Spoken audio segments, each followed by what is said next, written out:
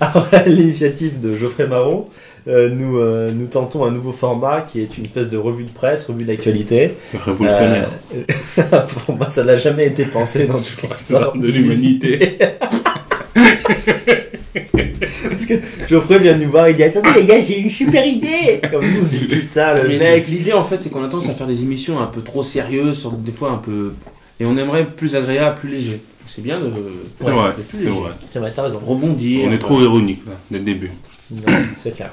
Donc, alors voilà, j'ai choisi un peu au hasard des news de l'actualité de moins d'une semaine. Et Ouais. je les ai distribués à chacun, vous avez à peine lu. Les news ne sont pas forcément pertinentes, mais c'est pour essayer de voir ce que nous avons à dire, rebondir dessus, commenter. c'est Voilà. soit. Ce ne sont pas des thématiques spécialement nationalistes. Voilà, c'est à nous de voir. D'accord. Donc par exemple, Daniel, vas-y, est-ce que tu peux commencer? Bah là, sous le pif, là, j'ai une actu qui concerne le Venezuela. Ah oui. Et d'ailleurs, j'étais passé au travers de cette actu. Alors, attaque terroriste contre une base militaire, selon un proche du pouvoir. Sécessionniste. Il lit l'article avant de t'en... Excusez-moi, avant- je suis encore sous l'effet. avant de t'en persuader. D'accord. Des terroristes ont attaqué dimanche une base de l'armée à Valencia, dans le nord de Venezuela, a affirmé un dirigeant proche du pouvoir. Après l'apparition d'une vidéo montrant des C'est ce que je ne bois pas, hein, c'est juste naturel. Ouais, d'ailleurs, pourquoi tu ne bois pas d'alcool, Geoffrey C'est très religieux. Parce que, concernant la scène, je comprends bien, mais concernant toi, L'alcool est une drogue dure. Bonne Évident. dur. La drogue n'est pas une merveille culturelle française. Parce que comme on plaisantait l'autre jour, les Français sont vachement patriotes pour défendre l'alcool, La pâtisserie, richesse, la le croissant. pâtisserie, le ils sont croissant, forts. la pâte Mais les d'amande, frontières, tout ça. ils ont du mal. Mais les frontières, ils en ont rien à faire en fait. Le patriotisme des Français s'arrête au-delà de l'estomac, tu vois. Voilà, quoi. Et en Putain, fait, mais nous c'est sommes d'une religion qui s'appelle la philosophie et l'épicurisme. D'accord. Au sens que, est-ce que l'alcool est naturel et nécessaire? Non. Enfin, je ne me permettrai pas de dire ça, étant donné que je suis quasiment un obèse, donc je peux pas me permettre de donner des leçons Si, comme si. ça. C'est ça. C'est encore plus fort moralement. Ouais, c'est encore-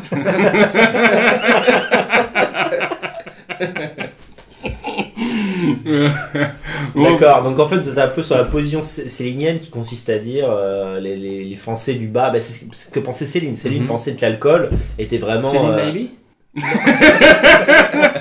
J'ai eu un doute. Pas le même, pas le même. J'ai eu un Céline, doute. le grand auteur français. Céline Naïbi. Ouais, mais pas pour Ça les me- mêmes raisons.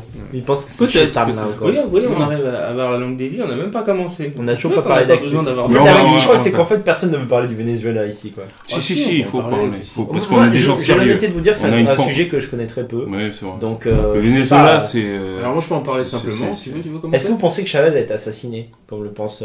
Je pense que c'est crédible, ouais. Évidemment, on peut pas le qu'il Ça me a eu- surprend de ta part. Qu'il a eu le Je pense cancer ça. foudroyant. Moi je non sais qu'il y a eu il y a eu effectivement plusieurs présidents de l'Amérique du Sud Il n'aura qui pas ont dû eu- utiliser du micro-ondes, je sais pas quoi. C'est ça, qui Théo ont eu un cancer.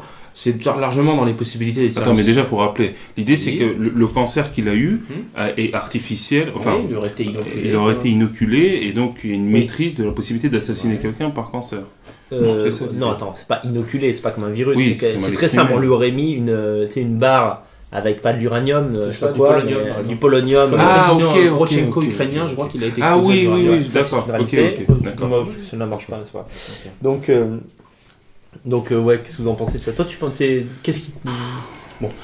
Déjà, On n'a pas les Chavez, compétences techniques. Chavez c'est une bonne chose, puisque, enfin, à la base, c'est une bonne chose, parce que c'est un État avec une énorme disparité économique. En fait, c'est très simple. Il y a une manne pétrolière Ne gigantesque. commence jamais les phrases, c'est très simple. Si, parce que. en fait, Vous parlez de la géopolitique d'un pays autre. Non, oh là là. En fait, c'est interdiction extrêmement d'employer simple. le mot géopolitique. D'accord, Trop ok. compliqué, Ah oui, c'est la mais- branlette. Mot tabou. Mot tabou. Voilà. Tabou. Sioniste Ah ouais. et tabou aussi. D'abord, faut parler des Enfin, choses simples. Après, on Sunni, peut en c'est pas parler. tabou. C'est tabou quand on essaie X plus Y juif. Voilà. c'est Quand on ça que essaie je veux dire. de tout Déjà. expliquer. on Alors, va le pas sur- Venezuela, c'est une poubelle. Il n'y a pas d'économie au Venezuela. Il y a 60. Ça commence bien. Ah oui, c'est simple. Ah oui, là, je suis d'accord avec C'est un toi. pays qui n'a pas d'industrie. Non, mais sérieusement, ils n'ont pas d'industrie. Ils ont une C'est vrai. agriculture. C'est un peu juste pour aller rapidement. En fait, ils vendent même pas du pétrole. Ils vendent juste du pétrole brut Exactement. extrait. Ils C'est en avaient, rien. non, ils avaient des raffineries, faut savoir qu'ils en avaient. Ils ont- Mais en fait, enfin, bon, tu peux y aller dessus, mais en fait, ils avaient des raffineries avant Chavez. Mais en fait, le problème, c'est que Chavez ne les a pas assez, n'a pas assez investi dans les raffineries de D'accord. manière à les mettre, comment dirais-je, au niveau de valorisation de technologique production. pour que la raffinerie raffine pour moins cher. En fait, la tragédie du Venezuela, c'est que c'est un peu comme c'est un peu l'Arabie Saoudite du coin, sauf que le pétrole est un petit peu plus cher avec ça qu'en Arabie Saoudite. Ouais. Mais la tragédie du Venezuela, c'est que ils ont énormément vécu sur sur la manne pétrolière pendant des années, sauf que le pétrole a vu son coût, son prix beaucoup diminuer. Ce qui fait qu'en fait, si tu as 90% des exportations qui sont bâties sur le pétrole, 90% des exportations qui sont faites sur le pétrole, si le pétrole perd beaucoup de sa valeur, bah ton économie s'effondre, c'est aussi bête que ça. Et par exemple, Chavez, il a fait des programmes sociaux qui sont réels d'alphabétisation, d'éducation générale, de santé, ce qui est très bien. Mais fais référence au livre Les 7 péchés capitaux du que tu as lu, que je n'ai pas lu. Mais effectivement, mais c'est connu, quoi. C'est vrai que ces missions sociales sont réelles et c'est du national-socialisme. Hein, je regarde. C'est simplement des missions, c'est vraiment de l'utilisation intelligente d'argent parce que alphabétiser, c'est pas des mesures de gauche, c'est une base nécessaire à toute civilisation, tu vois.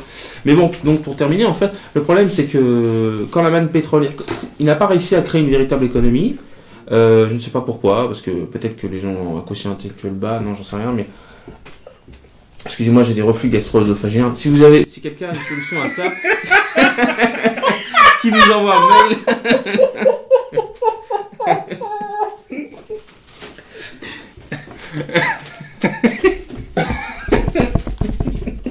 Bon, moi j'aimerais enchaîner sur une actualité que je trouve vraiment passionnante et vraiment positive pour le milieu. Non mais c'est vrai parce que c'est... On coupe un peu sur le Venezuela, c'est dommage, il y a d'autres choses à dire. Attends, quelle est ta conclusion sur le Venezuela ? Oui, conclusion. Ma conclusion c'est que ce pays, le président va dégager parce que c'est... Parce qu'il prend ils veulent changer la constitution. Je n'ai pas les détails en tête, j'avoue, mais ils veulent changer les constitutions de manière qui me semble dictatoriale, voilà, carrément dictatoriale. Mais le truc, c'est que c'était pas là où il y avait un concurrent de Chavez qui était. Ah si, c'est ça. Radonsky, c'est un juif, je crois, j'avoue. Sioniste c'est un juif sioniste, j'en sais rien, mais. Si. C'est un juif sioniste, je crois. Enfin bon, il est dans le lobby juif de la bourgeoisie locale. Oui, totalement. Mais là, j'avoue, je peux pas. En fait, mais qui s'est converti, c'est ça, officiellement, il s'est converti. Ouais, mais comme famille. Mais il est parti en Israël quand même. Oui, voilà. On sait pas pourquoi. Mais non, mais en gros, c'est un pays. Même moi, je suis même pas sûr de blâmer réellement Maduro, parce que si 90%, c'est réel, 90% de l'exportation, c'est du pétrole. Si le pétrole s'effondre, l'économie globale s'effondre. Oui, mais on peut nuancer en disant que l'Algérie aussi a une économie basée sur le pétrole. Ils ont quand même mieux résisté. Leur économie, c'est pas dégénéré à ce moment-là. Moi, c'est Algérien qui défend son buffet là. Non, mais c'est pas. Même l'Arabie Saoudite, la Russie ou l'Arabie Saoudite, etc. La Russie, un autre pays qui n'était pas cher du tout, quoi. En fait, c'est vrai que la Russie et l'Algérie En fait, j'ai commencé à faire... Ce sont les deux pays qui s'appuient aussi sur l'économie et eux n'ont pas connu autant de soucis. Mon explication, c'est juste, j'ai parlé du B.A.B.A. en fait, en parlant de B.A.B.A. de l'économie du Venezuela. Bien sûr, c'est des sujets complexes. Il faudrait étudier qu'est-ce qu'il faudrait faire, qu'est-ce que Maduro aurait dû faire, etc. Vous voyez, ça demande une étude réelle, profonde. Le travail que tu ne feras pas, quoi. Mais toi non plus. On va passer à autre chose alors. Donc, un navire de militants anti-migrants se dirige vers la Tunisie. Après avoir filé le navire du ONG au large de la Libye, le bateau transportant des militants d'extrême droite est en route vers la Tunisie. Alors, militants d'extrême droite, c'est les militants de la liberté. Hein. Ouais. En route vers la Tunisie, où des pêcheurs comptent leur interdire l'accès au port de Zarzis. Des pêcheurs ? Non, c'est pas trop. Des pêcheurs libyens, peut-être. Donc en fait, c'est la fameuse initiative de faire le bateau des identitaires. Ah oui, ils avaient fait un crowdfunding pour ça. Ouais. Ils avaient trouvé de l'argent. On a tenté de leur empêcher, ils ont quand même réussi. Ouais. Moi, j'aimerais vraiment saluer déjà leur courage, parce qu'ils le font, ils prennent des risques, ils peuvent même se faire arrêter, etc. Parce que, se disant, le droit international, si vous attrapez, enfin, si vous avez des gens qui sont naufragés, ou si j'ai pas bien compris, mais si j'ai compris ça, et qui sont naufragés, mais que le port d'où ils viennent ne peut pas les accueillir parce que c'est un port, parce que ça peut être une zone de guerre et tout, le droit international ou le droit maritime veut que vous les rameniez chez vous. D'accord. Il y a une sorte de... Bon, évidemment, c'est complètement hypocrite. C'est la perversion totale du principe du droit. Du principe du vrai naufragé. De vrais naufragés qu'on sauverait vraiment et tout. Et donc, c'est comme ça que les ONG soutiennent leur initiative. Et donc, je rappelle simplement que eux, ils veulent aller jusqu'en Libye pour détruire les embarcations. Détruire les embarcations, mais sur le sol ou avec les mecs dedans? Non, pas avec les mecs dedans. Non, les embarcations vides, c'est-à-dire que pour pas qu'elles soient réutilisables. Et quand ils sont échoués, là, ils refusent ils refusent d'emmener les gens en Europe, bien sûr, mais ils les ramènent en Libye, tout simplement. C'est-à-dire qu'ils les font monter sur leur bateau.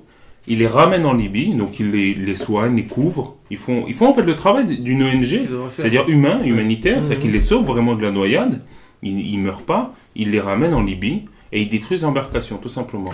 Et quand ils sont là-bas, s'ils voient des embarcations, l'idée c'est qu'ils détruisent maximum d'éléments qui puissent permettre C'est quand même compliqué légalement. Comment peut-on débarquer sur un pays comme ça et détruire des embarcations? Je ne sais pas, c'est ce que j'ai lu. Je crois que ils ont fait peut-être que je me trompe, il n'y a pas assez d'éléments, mais je crois qu'il y a ces deux éléments. L'idée de la destruction du matériel. Il y a cette volonté en tout cas, sinon ils n'auraient pas réuni ça. Parce que qu'est-ce qu'ils vont faire après?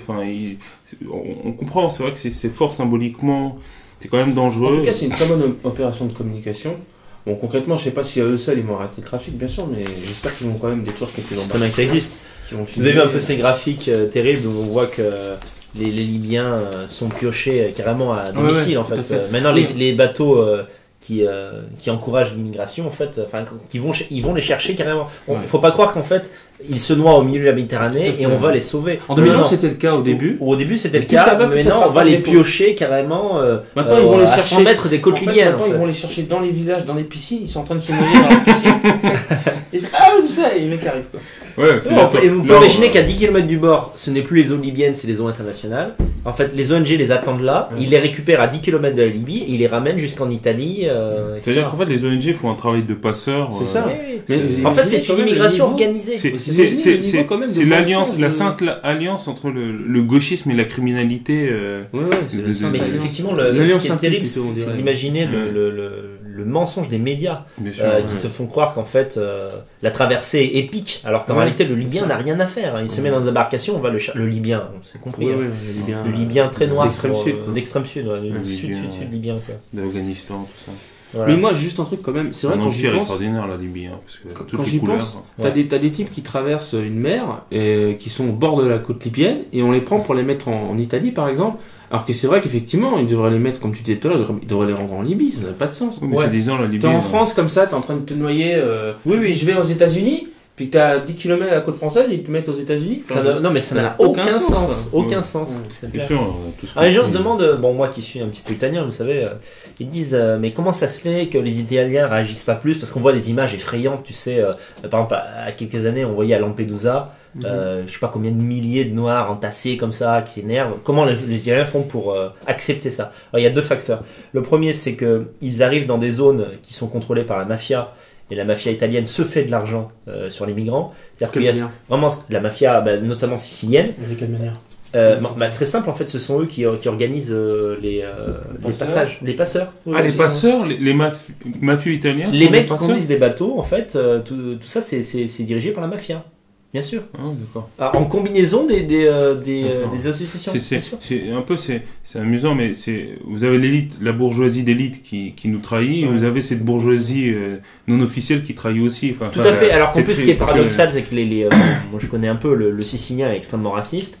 Je crois pas que les mafieux italiens soient. Mais pourquoi justement les gens ne comprennent pas? Pourquoi le font-ils à Rosisme? On ne comprend pas. Qu'est-ce qui s'est passé depuis le parrain? C'est très simple, c'est que effectivement, c'est difficile à gérer dans quelques villes siciliennes, mais le noir qui arrive en Sicile, croyez-moi bien que son objectif c'est pas de rester en Sicile. Dès qu'il le peut, il prend un bateau pour aller en Italie métropolitaine, comme on dit, et après remonter vers la France, l'Allemagne et l'Angleterre. Donc la raison pour laquelle les Italiens laissent pisser, alors que le logiciel de l'italien est quand même plus raciste que le français, protectionniste disons, c'est que les immigrés restent assez peu en Italie de manière générale, et en particulier les Africains. Ceci dit, j'ai l'impression quand même que politiquement en ce moment en Italie, le sujet de l'immigration est un vrai problème. C'est-à-dire qu'il y a quand même beaucoup de Noirs, beaucoup d'Arabes qui vivent en Italie. C'est pas juste une autoroute. Non, mais bien sûr, il y a également une immigration, il y a des villes envahies, c'est clair, mais ça explique pourquoi quand même certains Italiens laissent passer. Oui, je comprends. Voilà. L'an dernier, je suis allé dans le sud de l'Italie. J'en ai fait un petit tour et je m'attendais à ce que ce soit extrêmement envahi, mais pas du tout, ça n'a aucun rapport avec la France, les gens doivent le savoir. Si ça vous rassure de penser que tout est aussi pourri que la France, sachez que ce n'est pas le cas.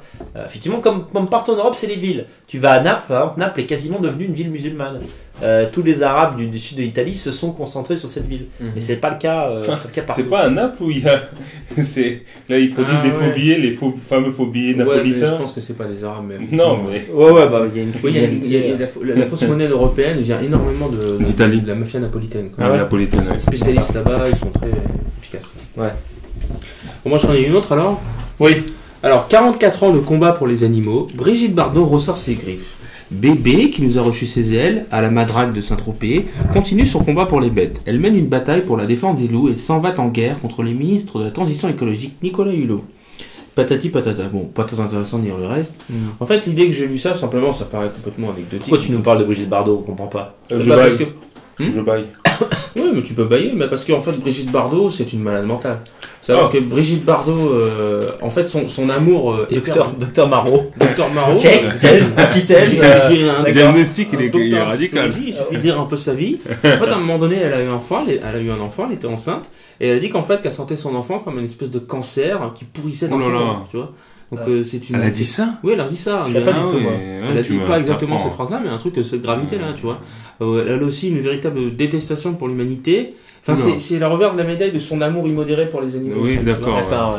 On est vraiment dans la pathologie. C'est pas juste une femme, c'est pas un écologiste comme ça. C'est pas en fait une extension de sa sentiment maternel qui serait trop généreux. C'est une folle qui. J'arrive pas à juger comment une femme peut-elle. En sorte que le soutien qu'elle apporte au parti patriote comme le Front National pour toi n'est pas convenable. C'est pas un soutien convenable pour nous, quoi. Non, c'est pas ça. Quand il y a assez de malades mentaux qui soutiennent. C'est pas une question de convenable. Ça suffit. C'est juste que faudrait développer davantage. Ça prend...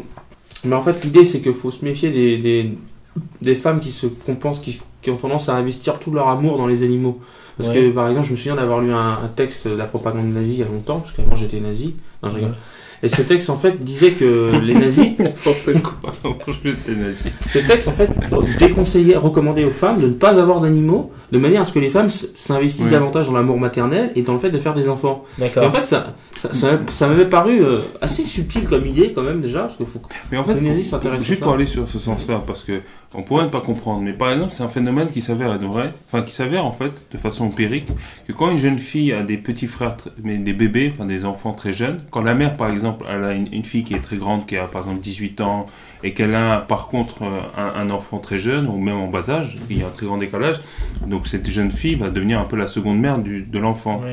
Et ces femmes-là, ensuite, plus tard, font peu de bébés ou ne s'occupent pas beaucoup de leurs propres enfants.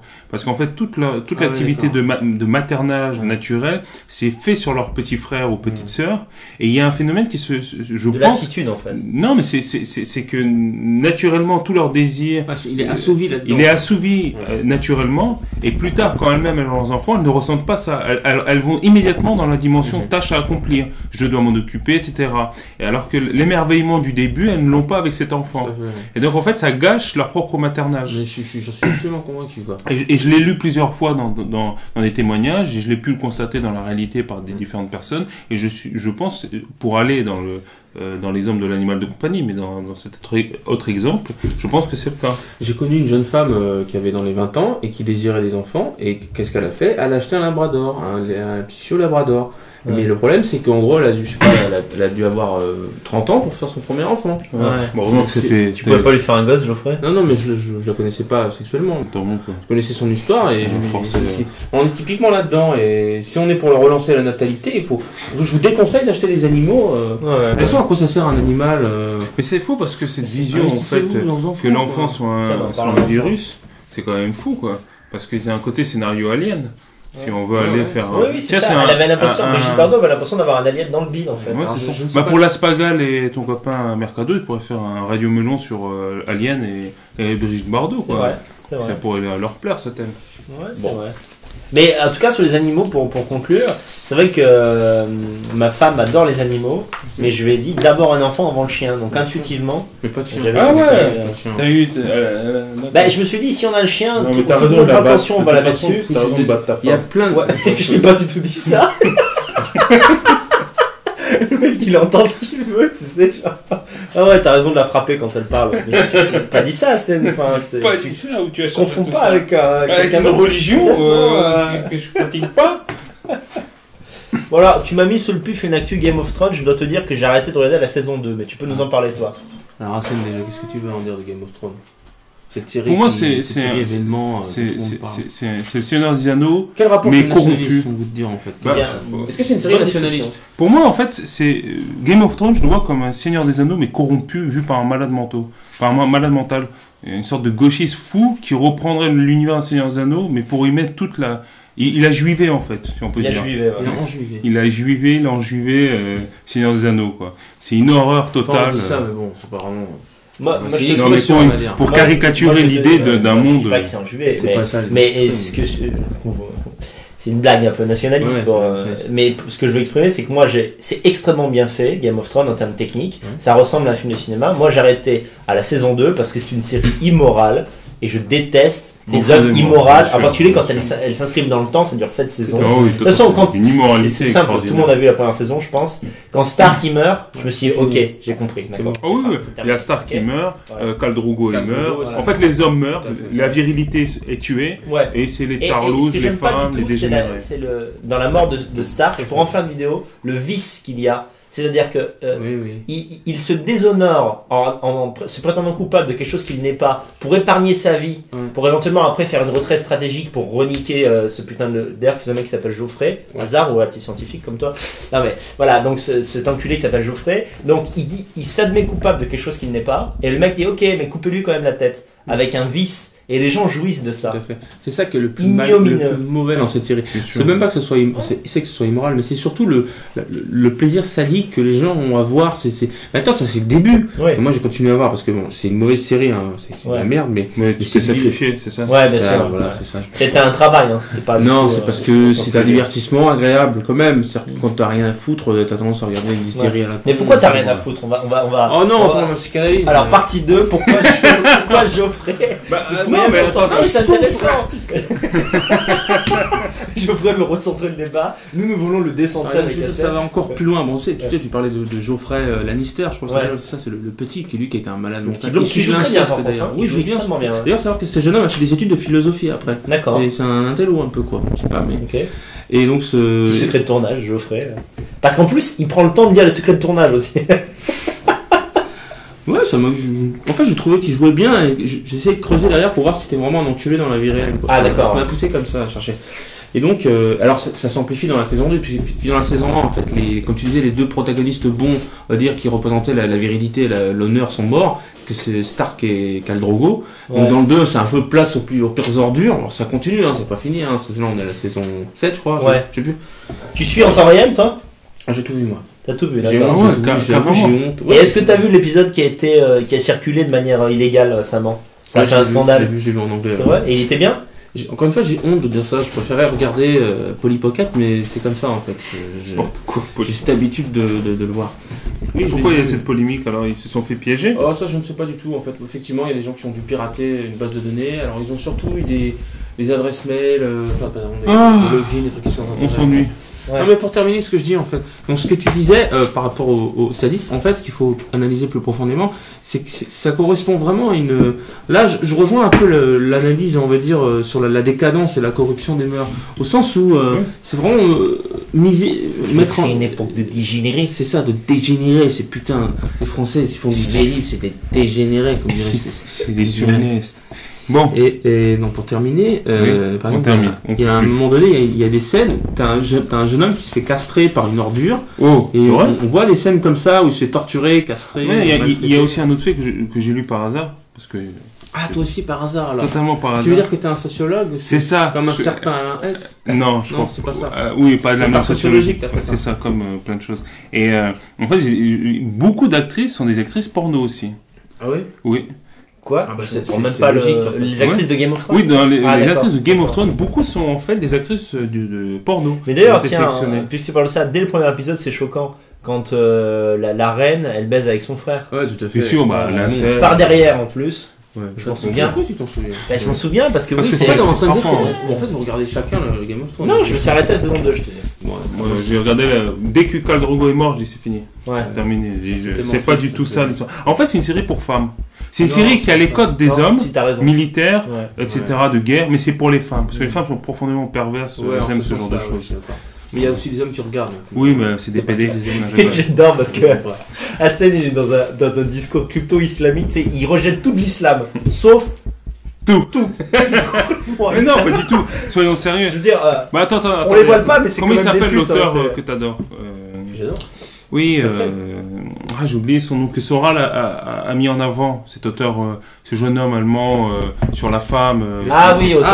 Otto Wanninger. Moi, c'est simple, vous lisez Otto Wanninger, il y a des passages d'Otto Wanninger qui expliquent bien la différence entre il est caricatural à des moments, je veux bien, mais tout le monde comprend ce que je veux dire quand je dis en fait, c'est une série. Tout le monde ne comprend pas, évidemment. Bon, excusez-moi. Sinon, on t'arrêterait pas. Pour les simples d'esprit, je rigole.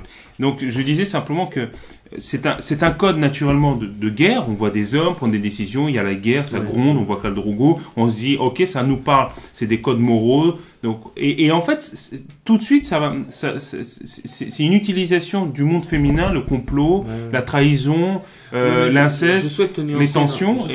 Oui, mais il faudrait que je fasse ma conclusion. Donc c'est voilà. Mais en fait non, mais ce que je veux dire, c'est en cela que je veux dire que c'est des codes, parce que par exemple si vous regardez des séries de codes femmes avec un fond de femme, une forme de femme, c'est quoi? C'est des intrigues amoureuses, c'est des trahisons, c'est des choses ça se passe souvent dans des cours royales, etc., où les femmes se rencontrent, saillissent, se tuent, etc. Et en fait Game of Thrones c'est une série pour femmes. Je dirais plutôt que ça se destine aux femmes dans la mesure où le sexe a une importante, considérable. Sauf alors, et ce que j'aime pas, c'est là il y a l'hypocrisie féminine, c'est-à-dire que tu vas regarder un porno, ça va dégoûter une femme. Par contre, nous, on s'infligerait jamais une série où il y a des intrigues sexuelo-amoureuses bidons, alors que c'est ça que les femmes kiffent. Tu vois, c'est-à-dire que tu vois pas d'organes génitaux dans Game of Thrones, mais c'est parfois beaucoup plus vicieux, parce que tout est basé sur l'intrigue, la perversion de relations qui ne devrait pas avoir lieu. Et en fait, les femmes ont un mélange de choc et d'excitation. Tout n'est pas basé dessus. Oui, baise un tel, mon dieu, c'est horrible, mais en même temps, c'est. Non, mais ce que je voulais dire, je suis entièrement d'accord avec vous, mais ce que je veux dire, c'est qu'en fait, c'est pas vraiment féminin, sinon ça plairait qu'aux femmes. En fait, c'est grand public. Alors, ça plaît aux enfants, il y a des personnages enfants s'identifient. Oui, mais ce que veut dire la scène, c'est que si c'était seulement martial, ça ne plairait qu'aux femmes. Par exemple, Viking. Il y a des femmes qui regardent Viking, mais c'est quand même plus orienté pour les hommes. C'est des hommes pour un code d'hommes. Le fond et la forme est purement masculine dans sa strate. Même les gens qui nous écoutent. Pas purement, c'est jamais. Si vous n'êtes pas d'accord, regardez bien qu'il y a certaines œuvres qui, par exemple, Le Parrain. Tous les hommes pratiquement que je connais aiment Le Parrain ou Scarface, ce genre de trucs. Ce sont des codes qui nous parlent. Enfin, je mettrais pas dans le même plan Scarface en termes de qualité. Mais... Non, Le Parrain c'est au-dessus. Mais je veux dire, en tout cas, c'est des choses qui nous parlent à nous, l'honneur, la loyauté, etc. Ouais, bien sûr. Alors, moi en fait j'ai vu une vidéo récemment qui m'a profondément troublé quoi. Ah oui? Ouais, tout à fait, et je crois que ça vous concerne tous les deux parce que et voilà, donc j'aimerais en parler. Ouais. Donc c'est Daniel Conversano qui a textuellement déculotté Alain Soral. Et il faut en parler quoi. C'est-à-dire on peut pas faire un truc d'actualité, elle est à plus de 80 000 vues quand même les gars. Donc il y a Daniel Conversano et Geoffrey Marot, et j'ai la chance d'avoir ces deux illustres personnes à mes côtés. Déjà, je n'ai aucun lien avec cette vidéo pour de vrai, au bon entendeur, on est d'accord. Déjà, donc pas de représailles. Alors qu'on est assez amis. Non mais c'est vrai déjà on t'a fait une petite farce à scène, c'est qu'on a fait cette vidéo, on te l'a pas dit quoi. Non, pas du tout. On a préparé un peu cette mission. Je ne suis pas lié encore une fois, et je souhaiterais pouvoir me réabonner si possible. Donc on peut te donner ton adresse domiciliaire sans problème. Parce que toi, non, si vous. Non. Non mais moi en fait j'aimerais savoir en fait d'abord. Geoffrey, dénonce-toi. C'est toi qui m'as dit tiens. Non, attendez. La jeunesse du truc, parce que moi en fait par chance en fait c'est bien, je n'ai pas du tout été impliqué. J'aurais bien aimé, mais bon voilà, ça aurait été trop fort, trop dur. Et donc moi j'aimerais savoir comment ça t'est venu en fait l'idée. Pourquoi maintenant, pourquoi pas il y a finalement pourquoi il y a pas un mois, pourquoi aujourd'hui? Moi, tu me poses la question, j'ai envie aussi de donner le ballon prisonnier à Geoffrey. En fait, comment dire, quand il y a eu ce voyage de Soral en Corée du Nord, Geoffrey et moi, on a été assez choqués par la bêtise. Parce que tout de suite, en fait, avant même qu'il en fasse une review, on a été choqués par tout de suite, on a senti qu'il voulait vendre ça comme un projet dissident. Alors, c'est un projet dissident d'aller dans un pays comme ça, tu vois. Donc déjà, on a senti l'entume venir. En fait, j'ai commencé à faire un article à la base. Voilà. Après, quand il est revenu, Soral a fait une vidéo là-dessus pour faire un compte rendu. Geoffrey l'a regardé avant moi. il a été scandalisé par le fait que Soral a fait une apologie sans nuance. Tout m'a scandalisé. Mais vraiment sans nuance. Chaque fois, je bondissais, en fait. Il y a pas un moment où il a dit non, il y a peut-être ça qui cloche, ça va pas, attention. Non, il a été vraiment à 100%. Mon guide n'a aucune raison de mentir. Je bondissais, tu vois. Je bondissais sur mon siège. Mais moi, ce qui est fou, en fait, c'est que j'ai découvert la vidéo et l'entretien qu'il est parti. Enfin, j'ai découvert le fait qu'il est parti en Corée du Nord et que Soral fasse un compte rendu de cela, mais par ta vidéo, en fait, c'est ça qui est drôle. Ah oui, bien sûr. Ta vidéo était une triple surprise. Tu ne suis plus Alain Soral, c'est ça que tu veux dire. Malheureusement, non, je suis occupé là. J'ai des objectifs dans la vie et tout, donc. D'accord. Mais voilà, pour répondre, en fait, Daniel avait depuis longtemps l'idée d'un moment donné refaire une vidéo sur l'égalité et la réconciliation et Alain Soral.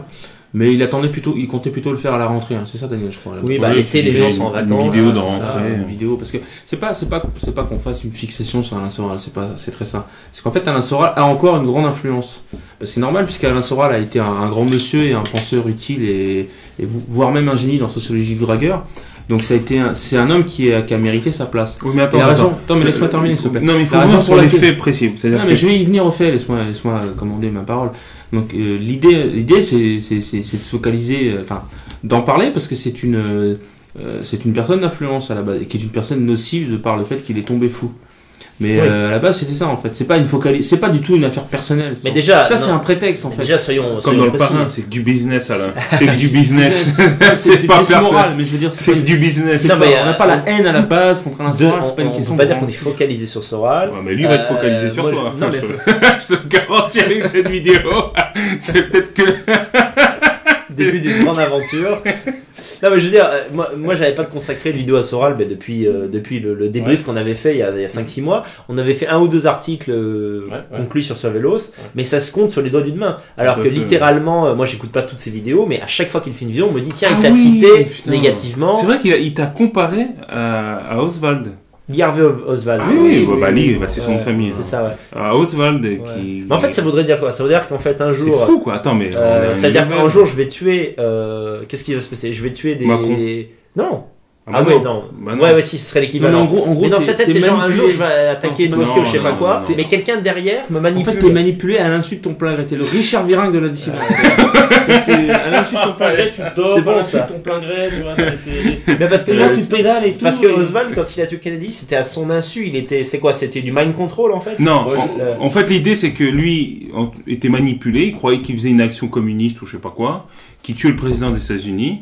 Pour la gloire du communisme ou je ne sais quoi, alors qu'en fait c'était les sionistes. D'accord. Voilà, c'est ça l'explication d'Alain Soral. Et en fait, l'explication d'Alain Soral c'est toujours comme ça. Pour revenir à la genèse, en fait, donc comme Daniel avait cette idée et comme cette émission en radio était complètement aberrante et tout ça, j'ai proposé à Daniel, qu'est-ce que je t'ai proposé? Mais d'abord t'as écrit un article. J'ai écrit un article.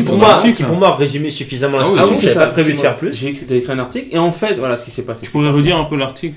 Ouais, non, je peux pas. Mais c'était quoi l'idée de ton article? Il y a pas mal d'arguments. Tu analysais en fait et tu mettais en avant l'absurdité d'abord j'analysais, je démontais factuellement les arguments, l'évidence. Déjà, un seul argument à donner pour les gens qui croient que la Corée du Nord est un beau pays.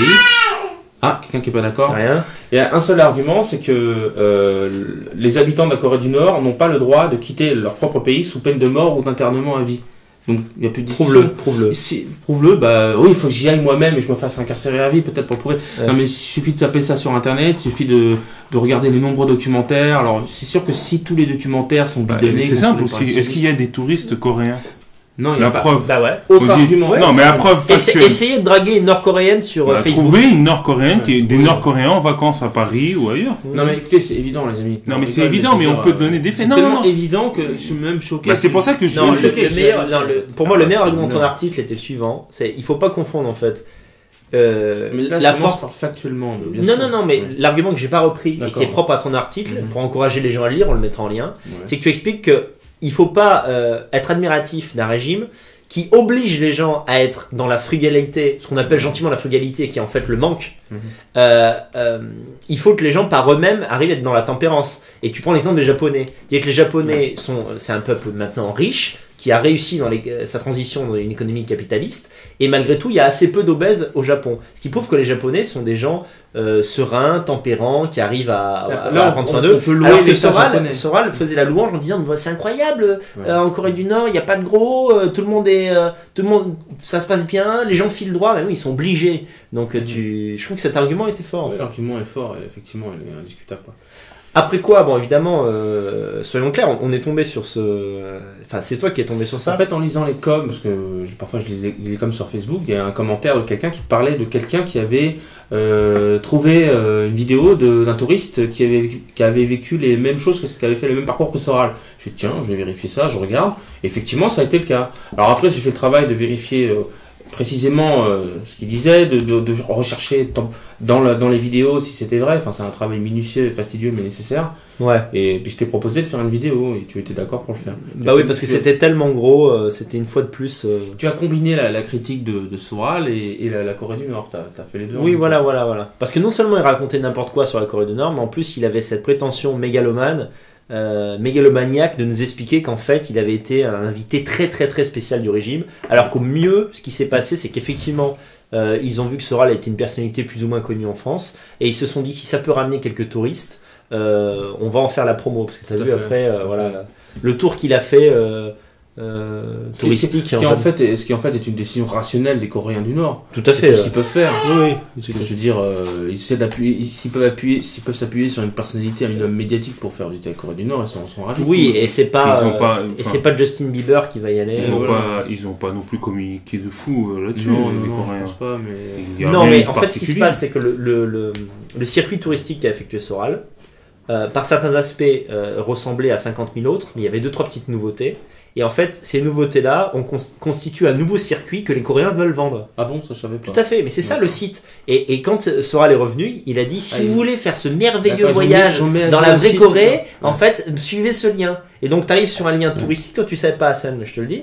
C'est qu'en fait, ils ont utilisé la figure d'Alain Soral pour encourager les gens à faire du tourisme en Corée du Nord. D'accord. Et quand on dit tourisme, c'est quoi? C'est un circuit guidé, vous n'avez pas le choix, vous allez à un temple, vous allez à une église chrétienne qui est fake et dans laquelle il n'y a pas de prêtre, voilà, bon bref. Donc vous suivez tout ça et voilà. Est-ce que tu es satisfait de nos réponses? Oui, bien sûr, mais est-ce que vous êtes satisfait de votre travail?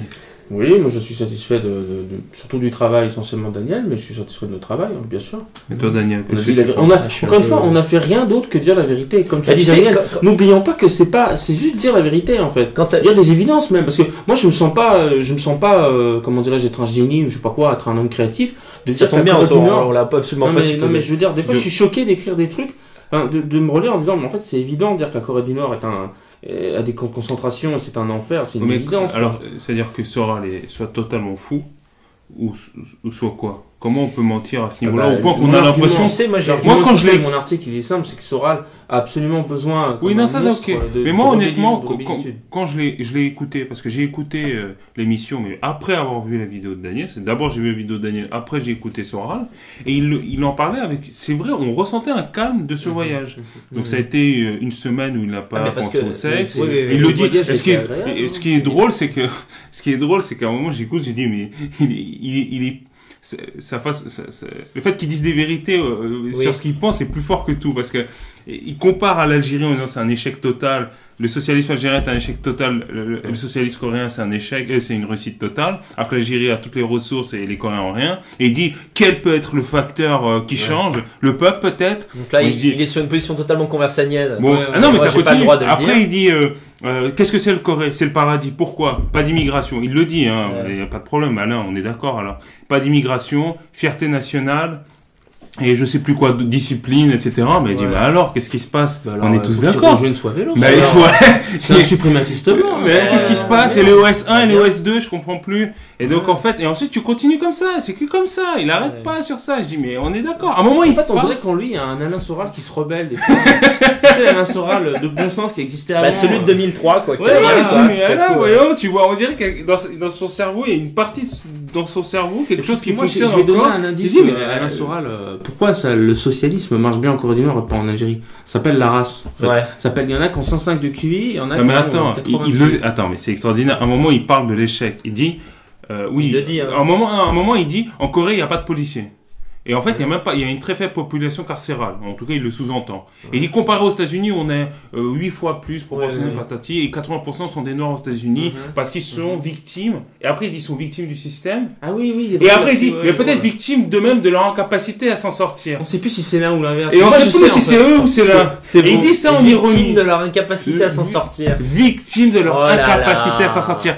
Mais vas-y pour dire que c'est des gros cons à 80 pieds, quoi. Fais le Rubicon, traverse-le. T'as fait le sionisme. Fais-le avec nous. Vas-y, viens, on te prend la main et on t'emmène chez nous et tu verras, le monde est encore plus simple. Effectivement, les Coréens, les Algériens, les Africains, il y a des différences humaines. Et vas-y. Les Algériens, ils pètent de ressources naturelles. Pour répondre à ta question, comment ça se fait que Soral, est-ce que c'est de la mégalomanie, est-ce qu'il est fou, etc.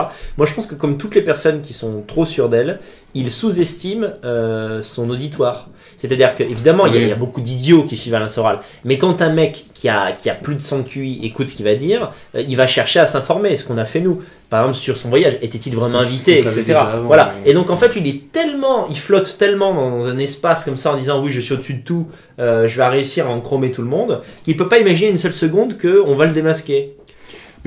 Après, ce qu'il y a aussi sur que je tiens quand même à dire quelque chose, c'est ce qui est incroyable, c'est que il n'y a rien d'exceptionnel dans ce qu'on a fait, moi et Geoffrey, mais dans le milieu, il y a une peur de Soral qui est incroyable et que nous, on essaye, à notre petit niveau, de détruire. C'est-à-dire qu'il y a plein de gens qui ont pensé ce qu'on pensait nous, lorsque Soral est revenu. Des noms. Vous allez pas me dire que, par exemple, Piero San Giorgio, qui est un homme de bon sens, très intelligent, vous allez pas me dire qu'il a pas dû rigoler en lisant l'article sur la Corée, ou en lisant sur la Corée du Nord. Et plein d'autres gens. Et regarde, tu me dis, là, la vidéo, t'as dit 80 000, à l'heure où on parle, à moins, elle a 70 000. Tout le monde a vu cette vidéo. Tout le milieu dissident a vu cette vidéo. Personne ne l'a relayée. Alors que ce que je dis de Soral, 8 leaders d'opinion sur 10 le pensent, tu vois quoi. Donc c'est ça qui est étonnant quoi. La vidéo est bonne, en fait ce qui est bonne, elle est excellente, c'est la force de démonstrativité. Oui. Mais c'est sûr que les faits qu'on donne sont simples et évidents, tu vois. Même si on parle de choses complexes. Non, mais soyons très clairs dans ce que je suis en train de dire, c'est que je vais pas te citer de nom, mais il y a beaucoup de gens qui veulent détruire Soral pour arrêter que ce logiciel de merde islamophile machin mes couilles, et très peu de gens utilisent les produits que je fais pour les mettre en avant et l'enterrer une bonne fois pour toutes. C'est-à-dire en fait il faudrait qu'on se mette d'accord en fait. Est-ce que vous voulez qu'on construise une extrême droite raciale, nationaliste, rationnelle, ou est-ce que vous voulez qu'on patauge dans la merde pendant encore des décennies? C'est la question que je pose en fait aux personnes qui n'ont pas eu les couilles de faire encore plus buzzer cette vidéo. Une autre chose, moi je serais ravi que moi je dis je passe le relais. J'ai dit tout ce qu'il fallait sur Soral. Maintenant s'il continue à pavaner et à raconter n'importe quoi et avoir une audience, c'est parce que vous n'avez pas assez de couilles pour le débunker comme je le fais moi. C'est tout. Combien de gens nous ont dit oui, je vais faire des vidéos contre Soral. Ah oui, c'est vrai que quand j'y pense, il y a pas mal de gens. Beaucoup, et puis finalement, t'es où au fait? Oh, j'étais à la piscine. Ouais, mais je comprends, mais après, c'est vrai que. En fait, quand on l'écoute, malgré que j'ai vu ta vidéo, c'est vrai que des fois on se laisse. C'est un peu. Il y a un phénomène Père Castor, raconte-nous une histoire. On l'écoute, il nous emmène dans son petit monde et tout. Il est très convaincant. Bon, après, il est très convaincant, mais. Bon, après, il y a des fois où on se dit, putain, on rigole à son insu. Enfin, quand il dit, il y a un cadre. J'ai dit oui, il est de travers, le coréen est très rancunier, enfin très fier, et le lendemain c'était truc, ou quand il a fait une critique sur les douaniers en disant oui, quand il est arrivé, les douaniers coréens, il les trouvait un peu rustres, et quand il est parti, c'était super souriant. Il a dit peut-être que c'est l'effet Alain Soral, ou je sais pas quoi, je dis oh mon Dieu, il a dit je crois pas qu'il y a 5000, à un moment donné, j'avais l'impression qu'il doutait lui-même de la possibilité que le gouvernement ait mis en place 5000... à un moment, il va dans une piscine et tout, et il dit c'est pas possible qu'il y ait 5000. Ah oui, d'accord. C'est pas des villages Potemkin. C'est pas des villages Potemkin, tout ça. Puis il dit il y a pas 5000 figurants, plus l'autorité, tout ça, juste pour Alain Soral. Et il dit quand même, je suis qu'Alain Soral. J'ai éclaté de rire parce qu'il y a un côté, on dirait qu'il se parle à lui-même. Peut-être que c'est possible, c'est vrai, je suis Alain Soral. Il y a 10% quand même de chance. J'ai l'impression qu'à un moment donné, il y a une hésitation sur ce truc. Il dit mais si Alain, c'est possible, tu es Alain Soral. On peut faire ça pour toi. C'est l'autodialogue comme Gollum, tu sais, genre. Mais si Alain, tu as cette importance. Non, je ne suis rien. Non, quand même pas. Soral. Bon, cela dit, vous êtes un peu inquiet pour ma sécurité. Bah, c'est pour ça que je me désolidarise encore. Bah, oui, bien sûr, parce que faut rappeler qu'il t'a menacé, il te menace sur le net, que sur Facebook, t'as plein de... En fait, il suffit qu'un espèce de dingue suive son délire, se dise veut te voir ou veut te croiser, estime qu'il y a une humiliation, veut filmer, te frapper pour le diffuser.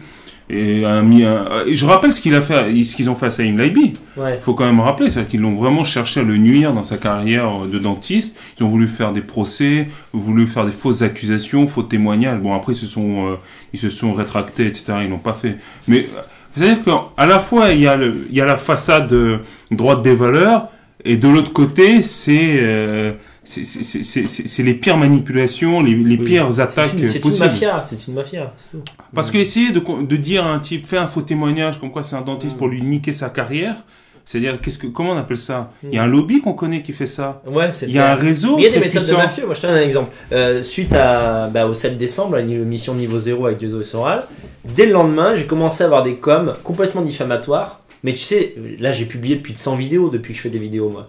Et donc je peux pas modérer tous les commentaires, je peux pas regarder ça tous les jours sinon j'y passerai 5 heures. Et t'as des mecs qui font des faux témoignages qui disent oui, moi j'ai donné 10 000 € à Daniel et en fait c'était pour un projet, il l'a jamais fait, il l'a jamais rendu, etc.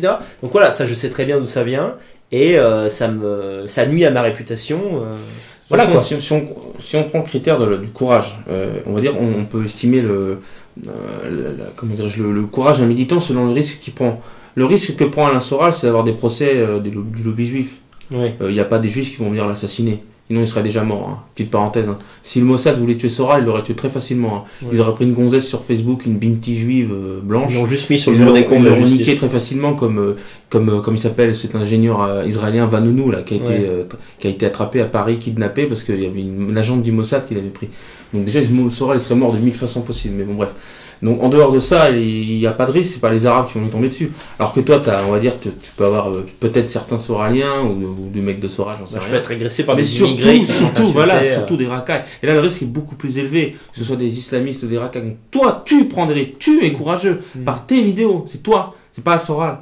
C'est ça la réalité. Soral n'a pas de risque physique réel. Il s'est fait attaquer par la LDJ il y a bien longtemps. C'est fini la LDJ, ça fait bien longtemps que je vois. Pourtant, il avait fait des vidéos beaucoup plus, on va dire, antisémites, beaucoup plus anti-juifs qu'avant. Et il n'a pas d'attaque. Bon, à part des canulars téléphoniques à minuit qui sont... Et c'est pas une violence physique, c'est pas une violence mortelle. Donc là, faut quand même que les gens se rendent compte de ça quand même. Parce que Soral a une aura de courage qui ne correspond pas à sa situation réelle. C'est toi qui es en danger. Tu marches dans la rue, tu peux tomber sur des Arabes qui t'ont reconnu. Je fais le supermarché sans garde du corps. Oui, c'est pas de garde du corps, à part ton enfant, là, ton bébé, à te protéger. Mais parce que je l'ai appris à faire du kung-fu, mais pas encore. Parce qu'en fait, on le dit pas, mais parce que ça nous paraît des évidences, mais il y a des gens, ils se rendent pas compte en fait de ça. Ils croient que c'est Soral qui prend le courage. Non, Soral, il va en Corée du Nord, parler de la France, rentrer en France pour sucer la Corée du Nord. Va en Corée du Nord, Soral, et critique Kim Jong-il. Et là, tu pourras parler. Il le dit, il faut pas critiquer. Il le dit. Il dit c'est la religion de la Shoah, mais positif. Oui, voilà. Il le dit à un moment, mais sauf qu'on dirait qu'il comprend pas que justement la subversion, c'est d'être le subversif. Moi, je dis à Soral, je lance un défi. Non, mais je comprends ce qu'il dit parce que dans une dictature. Je veux dire, Attends, je lance un défi à Soral s'il veut montrer qu'il a du courage, qui critique l'islam, qui regarde l'histoire de l'islam, sur les différents califes par exemple, qui regarde l'histoire, les différentes exactions des califes, qui critique l'islam, juste critiquer un peu l'islam, parce que c'est un judéologue Soral, très bien, on peut critiquer le judaïsme, les méfaits du judaïsme politique, très bien, il fasse la même chose avec l'islam wahhabite, qui veut montrer qu'il est courageux, mais qui critique même l'islam sunnite, l'islam réel en France, etc., qu'il le fasse. Là, il prendra beaucoup plus de risques réellement. Et il aura plus besoin de ses cartes de corps. Non, mais moi le truc, il est encore plus simple, puisqu'il est à la moitié du chemin. Il pose les bonnes questions. Il dit, les Algériens, ils ont un socialisme, voilà le résultat. Les Coréens du Nord, ils ont tel résultat. Et il pose la question de la population carcérale aux États-Unis qui est composée 80% de Noirs. Donc il les pose bien les questions, il joue l'ironie. Exactement. Alors très bien, pourquoi cette ironie? Quelle est ta réponse définitive et claire là-dessus? Tu expliques qu'il faut tendre la main, qu'il y a une possible réconciliation. Si tu ne crois pas en la réconciliation, c'est-à-dire que tu ne penses pas qu'il est possible d'assimiler des populations non blanches en Europe et en France, tu le dis. Tu le dis. Je comprends pas où est la ligne d'opposition finalement. Quel est le problème avec Daniel Conversano si c'est pas en fait un problème d'ego de ta part et que tu vois un homme talentueux, jeune et que tu supportes pas et tu vas dans ton délire mal alpha, patati patata. On n'est pas des chimpanzés. C'est-à-dire sinon tu retournes en Afrique sinon, et tu joues au chimpanzé. Patrice Carteron, il est plus fort que toi, donc il te casse la gueule, il a plus raison que toi. C'est l'ultima ratio, ça. C'est l'argument ultime, c'est pas un argument. Forisson, il a raison. Enfin, peut-être qu'il a raison sur certains sujets. Je dis pas que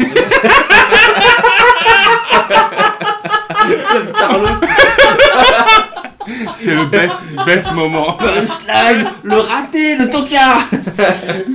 On va pas diffuser ça on va diffuser ça sur une radio. Forisson, C'est marrant comment tu t'es fermé comme une huître. J'adore. Mais je fais exprès, je m'en bats les couilles en fait. Oh non. Ah ouais. Je pas les couilles parce que c'est pas toi qui a le procès. Le procès, on dit rien du tout là. On sait pas de quoi je parle en fait. Non, bien sûr. Il a raison que les pattes se mangent sur la poésie. Il a raison que la terre est ronde. C'est tout. Moi je parlais de la poésie, tout ça. Il a parlé de la méthode Ajax de Forisson. Bien sûr. Vous avez l'esprit mal placé. Je veux dire que Forisson, il est tout maigre, il est tout faible, mais pourtant il a une virilité d'acier. Il n'est pas nécessairement un boxeur. Non, mais ce serait. Alors en fait, oui, effectivement, il pourrait y avoir un débat entre Soral et Forisson, et si Soral lui casse la gueule, c'est qu'il est plus fort politiquement. En fait. Oui, mais voilà. En fait, c'est un peu. On dirait un épisode de South Park. Non, parce que sur le plateau de mon émission Vive l'Europe, Forisson a dit que c'était une invasion et qu'il était très inquiet de l'immigration. Donc peut-être s'il dit ça à Soral, Soral va s'énerver. Soral, il va dire oui, mais il n'y a pas eu ce respect, on a pu discuter, dialoguer. Daniel m'a manqué de respect, j'ai dû rétablir la hiérarchie. Oui, or c'est faux. Intimer le respect. Non, mais dans un débat, on va pas le faire. En fait, peu importe. Il faut rappeler, il y a 3 moments. Il y a un premier moment, effectivement, il frappe pour faire son malin, en pensant quoi? C'était quoi son pari? C'était que Daniel, en ayant peur par la violence, il allait fuir ou se soumettre. Et ni l'un ni l'autre. C'était pire, il s'est mis à être meilleur. Et en fait, il a demandé à recommencer le débat. Il a demandé, c'est pas Soral, c'est Daniel. Et il faut le rappeler, ça, il faut rappeler bien les faits. La deuxième fois, ils foncent sur Soral, il n'y va pas. Soral fonce sur Daniel. Pourquoi? Parce que Daniel l'a enchaîné en termes d'argumentation. On voit bien que c'est une pulsion d'agressivité. C'est pas du tout par manque de respect. Et la troisième fois, quand il revient frapper, c'est la même chose. C'est une pulsion. Il n'en peut plus. Il se fait humilier intellectuellement. C'est une pure pulsion animale. C'est pas du tout manque de respect, droit des valeurs. On n'est pas du tout là-dedans. On est purement un type qui frappe parce qu'il n'en peut plus de se. La deuxième fois, il y a ce moment magique où il te reconnaît. C'est quand tu te lèves. Ah, je sais pas s'il me reconnaît. Il se dit, qu'est-ce qu'il fout là? Et je pense qu'il s'arrête parce qu'il est pas habitué. Je pense qu'il est pas. Mauvaise surprise. C'est clair. Genre, pas prévu dans le logiciel, quoi. C'est sûr qu'il t'a pas frappé cette deuxième fois. Il y a eu un aléatoire dans cet événement. Mais en fait, tu avais le micro à la main et j'ai l'impression qu'il a pris ça pour une arme. Ah, tu sais, maintenant j'y pense, tu vois. Oh merde, il a eu un recul, tu vois. C'est vrai, peut-être. Et ce que je voulais dire, c'est très important cet élément. Et à la fin, il faut rappeler, parce que les gens, vous n'étiez pas là, mais Dieudonné, alors ça fait 3e fois, ça dérape, dit est-ce qu'on reprend? Daniel dit oui, il n'y a pas de problème. Et Soral dit non, c'est bon, ça suffit. Ça suffit. C'est vrai. Faut le rappeler. La 3e fois, Daniel se fait frapper, là, méchamment. Dieudonné demande à nouveau, on reprend. Daniel dit oui, Soral veut pas. Pas tout de suite, parce que au moment où il est venu une deuxième fois, moi j'ai quand même une lassitude. Et je me suis dit merde, je crois que j'ai eu un mouvement de lassitude. J'ai dit non, on peut pas discuter avec un mec comme ça, il est complètement fou. Et puis après, 5-10 minutes après, quand on s'est un peu calmé, Dieudonné a proposé de reprendre le débat. Oui. Moi j'ai dit oui, et Soral a dit non. C'est ça, mais je me souviens qu'il a dit non et qu'il a expliqué les raisons. Mais en fait, ce qui est dramatique, c'est qu'on est obligé d'expliquer des trucs comme ça, mais parce que la réalité, c'est que la plupart, les hommes d'intelligence moyenne, c'est la réalité, sont sur cette histoire de loi du plus fort. Ils vont pas plus loin que ça, en fait. Ils disent, tu t'es fait casser la gueule, t'as tort. Ça correspond pas à la France éternelle. On est vraiment dans le racaillisme mental. Mais non, mais c'est la réalité. On devrait pas avoir à expliquer ça, quoi. C'est pas du racaillisme. C'est l'intelligence moyenne, c'est anthropologique. C'est anthropologique. Je pense que beaucoup de gens dans l'intelligence moyenne se sont dit Soral a gagné, c'est plus fort, tu vois, c'est aussi simple que ça en fait. Non mais c'est pas ça, c'est que dans leur esprit, et c'est là où je suis pas d'accord avec eux, c'est que si vous aviez raison, Soral aurait frappé une seule fois Daniel. Quand il l'a frappé au début en disant attention, tu me manques pas de respect. Il se contrôlait totalement, il faisait le fier d'ailleurs. Il l'a frappé. Ok, très bien. On peut dire il a pas perdu contrôle de soi, c'est pas une perte de contrôle, c'est pas énervé, etc. Il voulait remettre à sa place. Ok, très bien. Daniel, il s'est fait frapper, il retourne. Il fuit pas, il reprend le débat. Les autres fois, qu'est-ce qui se passe? C'est juste que Soral n'en peut plus. Daniel ne lui manque pas de respect. Il n'y a aucun manque de respect. Il ne l'insulte pas. Si, mais il l'insulte, mais par rapport à Soral. Parce que Soral le traite d'ordure, et lui, tu le traites d'ordure. Oui, Monsieur Soral ne l'accepte pas. Non, voilà. Mais je veux dire, on se comprend. Et je veux dire que tout au long, c'est pas, là, pour le coup, ça rentre pas dans la catégorie, même dans votre logiciel à vous, droit des valeurs, c'est faux. Je peux l'accepter, votre idée, dans la première fois, mais pas les deuxièmes fois. La deuxième et la troisième fois. Là, ça ne fonctionne pas, cette idée. Et c'est tout, c'est simplement ça. Et c'est ça le vrai. Non, puis derrière le côté grand guignol, c'est quand même un débat d'idées, quoi. Alors ça veut dire quoi? Si moi, la deuxième fois, j'avais réussi à lui mettre mon poing dans la gueule, ce serait un match nul? Ou alors j'aurais gagné? C'est comme ça que fonctionnent les gens, c'est dans aucun sens. Pour finir quand même, parce que après tu peux couper si tu veux. Ce que je voudrais, c'est je voudrais votre avis sur le fait que, à la suite de Soral, Dieudonné va en Corée du Nord, apparemment le 9 septembre. Qu'est-ce que vous pensez de ça? C'est une vidéo qui apparaît bizarrement 3 jours après la mienne, c'est étonnant. Tout à fait, 3 jours après, puis c'est un Dieudonné nouveau, enfin un peu bizarre, une nouvelle tendance, Dieudonné anti-blanc, tiens, c'est nouveau, mode une nation of islam, qu'est-ce qui s'est passé? Bon quand il veut, il se casse en Afrique, c'est pas compliqué, je crois qu'il a l'argent, il y a des billets. Ça fait 10 ans, il se casse il peut aller à Los Angeles. Oui, non, parce qu'il dit qu'il veut retourner dans son village, etc., retrouver ses racines. Pourquoi en fait? Ses racines avec 10 millions d'euros, enfin, je sais pas. Il vaut mieux. Mais apparemment, même ça suffit pas à le rassurer, quoi. Même avoir des millions d'euros et vivre au Cameroun, qui correspond à des milliards, ça suffit pas de motiver à aller vivre en Afrique. Il va faire encore une dernière tournée, peut-être. Mais est-ce que ça allait vivre en Afrique que de vivre avec 5 millions d'euros? Ah non, tu veux pas dire. Un riche partout dans le monde. Tu veux dire qu'il importe l'Europe? C'est pas une l'Europe? forme de cosmopolitisme, en fait, quelque part. C'est quoi la vie à l'africaine avec autant de fric? Ça veut rien dire, quoi. Tu veux dire qu'en fait, avec autant d'argent, il importe la France avec lui? Il va pas en Afrique. Il apporte un mode de vie, il vit comme un bourgeois. Il vit comme un bourgeois partout. Non, mais ça c'est sûr. Moi, c'est pas ça que je reproche. À la limite, il vit comme il veut. Non, mais je reproche pas. L'homme blanc est un démon. Ah oui. Il a pas dit ça. Il a dit c'est non, c'est Kimi Seba qui dit ça, mais bon, c'est un peu des copains, tout ça, c'est la même chose. Mais il dit à un moment, l'homme blanc c'est le mal, c'est un homme qui a perdu son âme, il faut qu'il retrouve équilibre, il fait souffrir. En fait, l'homme blanc c'est le méchant dans l'histoire. Déjà quelle arrogance. C'est évidemment les Africains qui vont expliquer à l'homme blanc qu'est-ce qu'il faut faire. C'est pas ça, sans rentrer dans les détails, etc. Mais c'est quand même fou parce que tu fais cette vidéo contre Soral, 3 jours plus tard il dit en gros il y va, et en plus il a une ligne, ta ligne elle est ouvertement une ligne nationale blanc, et lui il fait un discours totalement anti-blanc en fait. Tout le monde est beau, sauf les blancs. Les blancs sont les mauvais. Tout le malheur en fait, le blanc, quelque part, faut le génocider si tu vas jusqu'au bout du quelque part. Parce pour la paix. Pour la paix. Il fait ce lien. Donc il faut aller en Corée. Je vois pas où tu veux en venir, en fait. Mais ce que je veux en venir, c'est que moi, à mon avis, c'est qu'il l'a fait contre Daniel. C'est une vidéo spécialement faite contre Daniel pour ridiculiser la position de Daniel, entre guillemets. Peut-être que Soral lui a demandé, là, je fais du complotisme, du complot. Je pense que c'est juste que Dieudonné est en errance idéologique. Il a toujours flirté un peu entre cette vision de pseudo-réconciliation et de pseudo-apologie de l'Afrique et des méchants blancs. Pour moi, il a toujours un peu surfé là-dessus. C'est vrai. Je ne sais pas pourquoi il a jamais dit des choses aussi clairement anti-blanc. C'est vrai. Non, mais c'est la première fois. Les gens qui commentent, si vous lisez les commentaires, globalement très négatifs, et les blancs qui suivent Dieudonné, qui achètent les spectacles, qui disent non, là, t'as déconné. Tu nous parles de paix et en même temps les blancs sont les méchants. C'est quoi le problème alors? Écoute, moi je pronostique que c'est une errance. Alors justement, puisqu'on parle de pronostic, dans la vie, il faut prendre des risques. Il a prétendu que le 8 ou le 9 septembre, donc dans un mois, parce que là on va diffuser cette émission là dans la semaine, il va aller à Pyongyang, pas Pyeongchang, excusez-moi. Ah oui, parce qu'il reprend dans la vidéo plusieurs fois. Il dit Pyongyang, oui, précise bien. Comme s'il corrigeait quelque chose ou quelqu'un. Soit.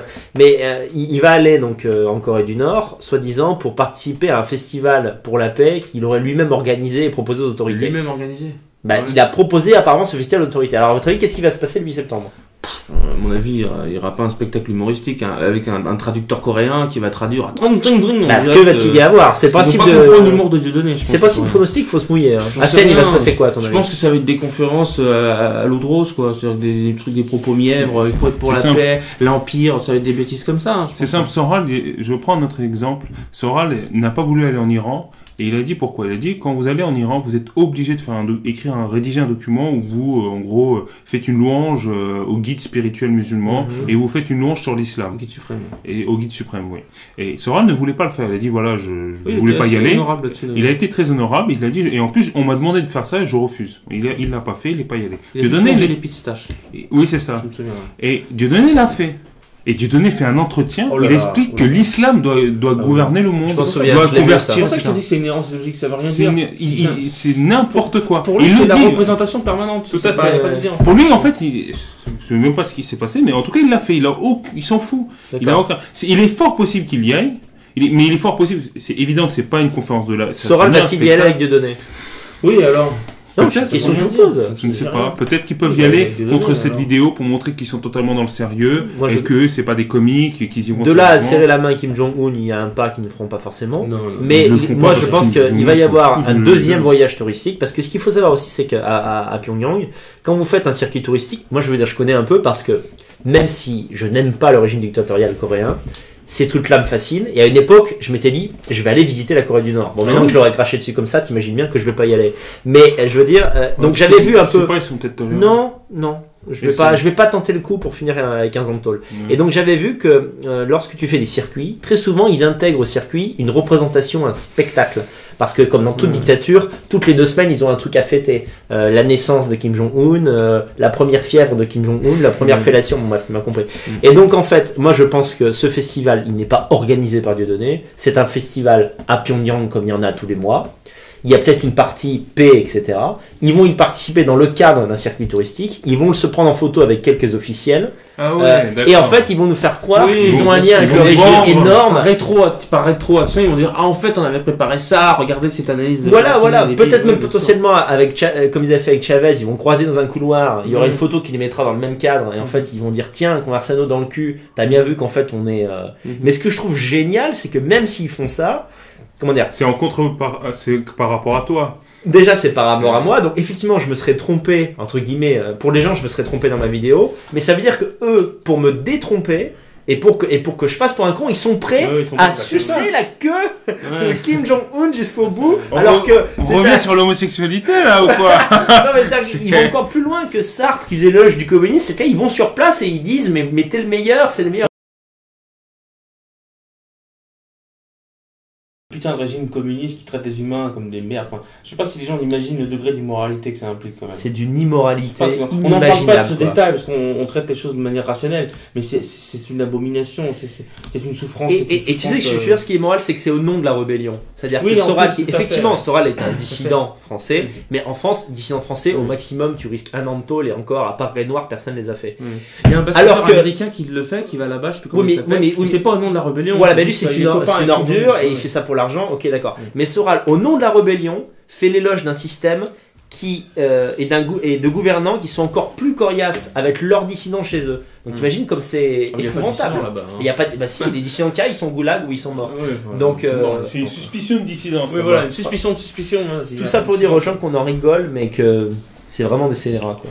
Bah oui, parce que c'est quand même au final, c'est des gens qui sont dans un camp de concentration, parce que au final, c'est une prison à ciel ouvert. Camp de concentration. Non, mais un camp de concentration, camp de concentration veut simplement dire qu'ils peuvent pas en sortir. Voilà. Après, la vie est possible. C'est une prison de travail quand on dit prison de forcés. Force. Après, le fait est que pour nuancer, parce qu'on n'est pas des cons, évidemment qu'on a lu, on connaît, moi en tout cas je connais la situation de la Corée du Nord parce que je m'y étais intéressé, sur le développement économique de la Corée du Nord, sur les différentes choses. Il est vrai que c'est un pays qui connaît un développement, qui a connu une famine, qui s'explique par l'effondrement de l'Union soviétique, comme l'a expliqué Soral. Il n'y a plus de famine en Corée du Nord. Il n'y a plus de famine, c'est vrai, il y a une augmentation du niveau de vie, mais bon, vu qu'on part de très bas et qu'il y avait on part du cannibalisme et de famine et là ils sont en train ils arrivent à ne plus manger entre eux. Bon, bah d'accord, il y a une augmentation de vie. Pas de quoi expliquer que c'est le progrès du socialisme quand même. Si vous me dites que c'est génial le socialisme, il n'y a plus de cannibalisme grâce au socialisme, je veux dire, c'est quand même de la folie, quoi. Écoutez, c'est très simple parce que en commentaire, vous allez peut-être pas me croire, mais j'ai beaucoup de national-communistes qui viennent de me dire oui, j'aime pas Soral, mais quand même tu critiques ça alors que c'est l'idéal. Alors il y a un truc qui dément complètement cette position, c'est que tous les régimes communistes sont des régimes isolationnistes et dictatoriaux parce que les gens qui vivent dans une économie socialiste et communiste eh bien en fait ils veulent en partir parce que ça ne fonctionne pas. Comme l'Allemagne de Donc l'Est. voilà. Donc c'est impossible de faire un régime communiste ouvert parce que les gens se barreraient ailleurs où il y a une économie capitaliste. Oui, c'est pas une question d'espionnage. C'est tout. Mais non, c'est pas une question d'espionnage. Mais encore pour nuancer, bien sûr que les gens, il faut pas qu'ils pensent que c'est pas parce que la situation en Corée du Nord est nuancée. C'est-à-dire que évidemment, nous savons qu'ils ne meurent pas de faim. Ils ont un niveau d'éducation élevé. C'est même recherché. Il y a même déjà des entreprises d'ailleurs qui investissent. Hein. C'est pas du tout fermé comme le dit Soral. Il y a déjà des investissements. Il y a déjà des entreprises chinoises, etc., etc. Il y a effectivement un embargo, mais il y a plusieurs choses. C'est nuancé. Mais le fond premier, c'est pourquoi on est des dissidents. Qu'est-ce qu'il y a en Europe? Parce qu'il y a aussi un autre truc qui m'insupporte, c'est ce discours anti-Occident, anti-monde libre.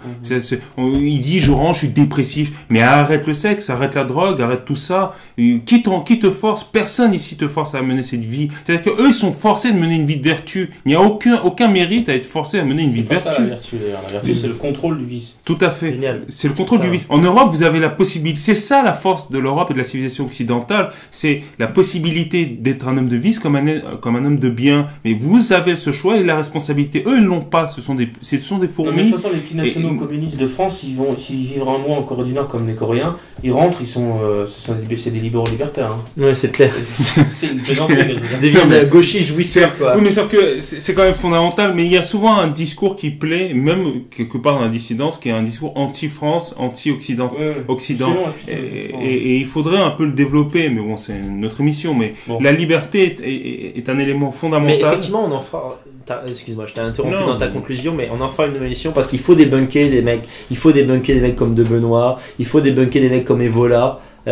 Sur lesquels tout le monde se branle, parce que il y a une pensée de droite orientaliste qu'il faut dégommer. Écoutez, nous on a une devise ici, tous les trois on a une devise entre amis, c'est l'Occident est tout, le reste n'est rien. Et on le pense sérieusement en fait. Oui, vraiment. Alors qu'on pense que toute la réussite philosophique, scientifique, tout le génie musical, tout ça c'est l'Occident. C'est le monde blanc, c'est le monde européen. Et marginalement c'est le monde japonais, un petit peu le monde asiatique depuis 100 ans. Mais je veux dire, c'est une évidence quoi. Tous les progrès de l'humanité, toute la vaccination, là, tous les noirs, tout ça, qui sont soi-disant génocidés, tout ça, c'est merci les vaccins de méchant blanc, du démon blanc, tu vois. C'est ça. Je parle même pas de la les vaccins marchent pas, mais depuis qu'on vaccine les Africains, ils meurent plus, c'est bizarre. Ouais, mais c'est tout, c'est une réalité. Donc effectivement, l'orientalisme, c'est. De toute façon, bon, on va pas parler de ça, mais. Ouais. Bon, on arrive au bout en fait des news. Moi, j'en ai encore quelques-unes, si vous voulez. C'est-à-dire, on arrive au bout de la batterie, donc je suis désolé, mais on a passé trop de temps là-dessus. Ah bon, d'accord. Une conclusion, je ferai. T'es satisfait de ce... Je suis satisfait, notamment au début, parce que je trouve qu'on a eu des fous rires spontanés et agréables. J'espère que le public aura eu du plaisir à ces sourires. Hassan, un mot Je vous remercie pour votre travail. Au nom de tous les gens qui vont vous écouter. Je ne sais pas si les gens vous remercient suffisamment pour tes articles et pour ton travail, mais je le fais pour eux. Mais s'ils veulent vraiment nous remercier, ils peuvent envoyer de l'argent aussi. Il y a un lien Tipeee. Pour l'instant, il y a un problème de circulation entre mon Tipeee et le compte en banque de Geoffrey. Ah, il y a un gros problème. Le lien n'est pas effectué, mais bon, c'est des problèmes. C'est des détails. C'est des détails. Mais pour parler, en fait, cette émission on n'a pas à travailler particulièrement sur des trucs à dire, mais en fait, on voudrait apporter de la joie, de l'émancipation intellectuelle. C'est très important, en fait. Ça devient un discours de Miss grotesque. Je là pour apporter la joie. J'aimerais vraiment que l'amour. Je suis coiffeuse au CAP, machin. J'ai un conscient technique. C'est là la fin, on pourrait dire aux gens, là on est dans une émission un peu libre. Si vous voulez qu'on aborde certains sujets, donnez vos propositions en commentaire. On verra. Si c'est des idées grotesques, évidemment, on les suivra. Ouais, mais donnez surtout Tipeee. Vos commentaires. Tipeee, effectivement, c'est non, bien sûr, c'est très important les commentaires. On va pas les lire, mais faites-le. C'est ça que je rigole. L'argent, ça nous donne de la liberté et ça nous pousse à nous investir davantage là-dedans. Parce que c'est plus actuellement, pour moi, c'est un peu plus un loisir intellectuel. Si on avait davantage d'argent, on avait une perspective qui nous pousserait à faire du contenu. C'est l'évidence même, en fait. C'est l'évidence même, quoi. Ouais, mais les gens ont du mal à l'accepter. Que ton travail mérite d'être ça. Moi, je préfère faire ça que je préfère lire, je préfère prendre des notes qu'être réceptionniste de nuit, par exemple, à l'hôtel. Ça m'intéresse plus, c'est plus intéressant. Ouais, c'est ça. Mais bon, il faut que les gens arrivent à comprendre que c'est un travail aussi d'être chroniqueur, de lire des livres, de préparer une émission. Bon, ça, on l'a déjà dit maintes et maintes fois. Bref, bon, allez, j'espère que vous avez passé du bon temps. Geoffrey dit au revoir parce que c'est ton émission, Théorie. Écoutez, je vous dis au revoir et même adieu parce que c'est une émission pilote et visiblement on recommencera pas parce que ça doit être un échec d'après Daniel. À très bientôt.